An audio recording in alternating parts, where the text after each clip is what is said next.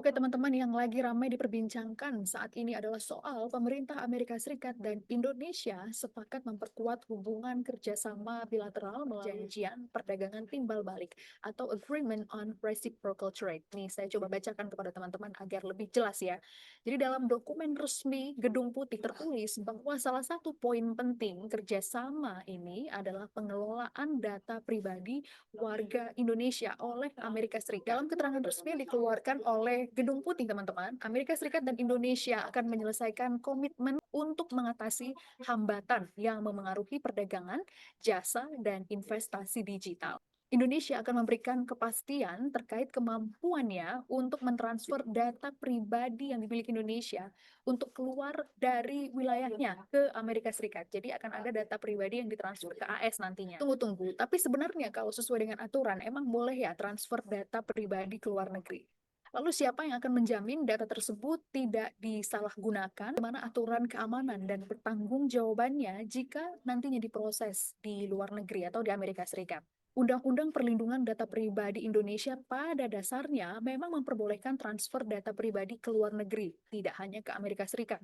Selama ini memenuhi persyaratan tertentu, hanya nanti bagaimana pemerintah Indonesia menjamin perlindungan data pribadi WNI. Ini aturannya. Setelah ramai pro dan kontra soal ini, Menteri Koordinator Perekonomian Airlangga Hartarto bilang transfer data pribadi warga Indonesia untuk dikelola oleh Amerika Serikat akan dilakukan secara bertanggung jawab.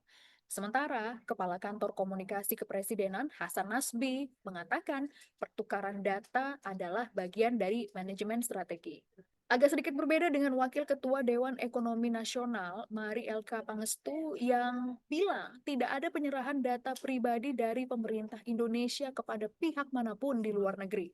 Yang diminta adalah kepastian terkait mekanisme dan prosedur kebolehan transfer data pribadi keluar wilayah Indonesia. Lain lagi dengan apa yang disampaikan juru bicara Kementerian Koordinator Bidang Perekonomian, Haryo Limanseto.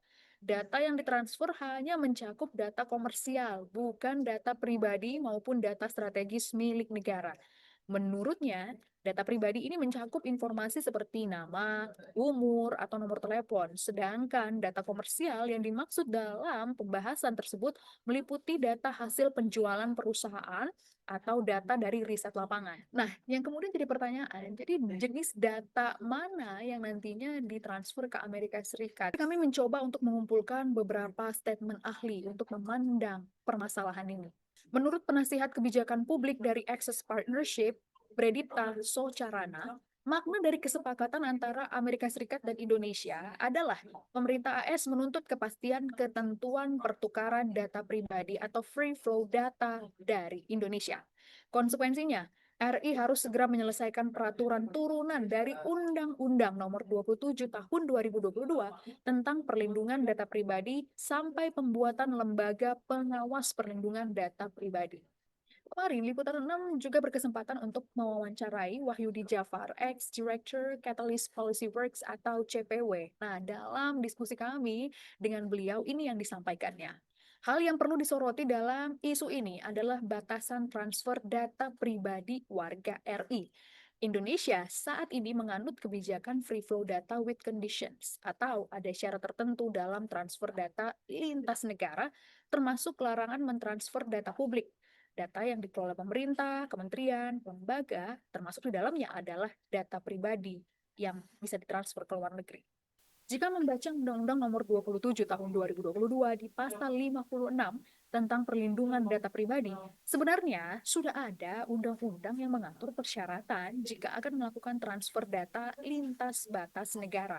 Bahkan termasuk beberapa undang-undang sektoral, sebut saja Undang-Undang Kesehatan yang juga mengatur skema transfer data lintas negara yang isinya adalah data pribadi.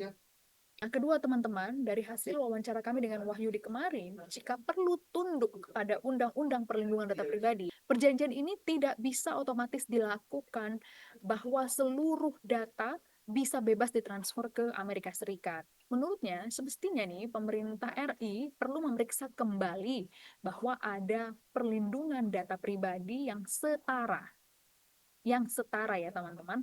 Ada perlindungan yang kuat bagi data pribadi warga Indonesia jika nantinya diproses di Amerika Serikat.